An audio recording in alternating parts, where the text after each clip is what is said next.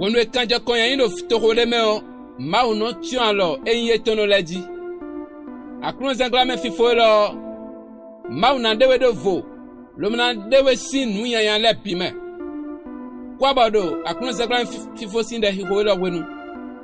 Anako de ba ma ou ma vavana se de gretwe. Mina hando. Osée 6, verset 8. Ewi ulando.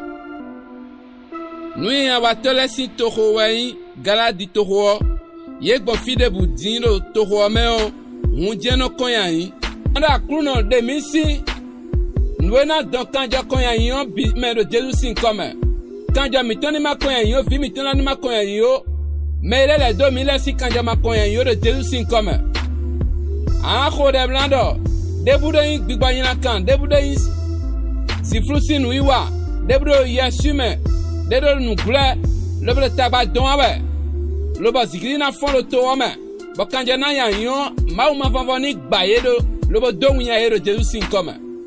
Ando akuno Jésus Christ ko kanja to kwa le miwe le noyi mitombo yo nko miton le bizu we le miton le zun we do Jésus Christ nkoma kanja to e deno do nu dagbe yo deno na nu dagbe yo akuno ni do ho dagbe do gbezan miton di ni do ho dagbe do nozo miton le si gbezan di ni do ho dagbe do to vile si gbezan di ni do ho dagbe do vi miton le si gbezan di no yo nko miton le bizu gbezan di do Jésus nkoma ana hunu to le banado kanja la de konya yin lo kungun ai kun bandi wele nuo ni kungun ai kun ban yin miton la bi do dagbeji we ye nko miton la bi oni kungun ye do dagbeji do Jésus nkoma an de gbe le ma do kanja Jésus Christ ton na mi du de di do Jésus nkoma ami egbe a kundi de dagbe na ton sinu tuoma do Jésus nkoma do kanja kuno Jésus ton do khodawa e do hun jare ta tuoma ele hun jare to sita me ele hun jare renu to sita me le Jésus 5 mi ko dade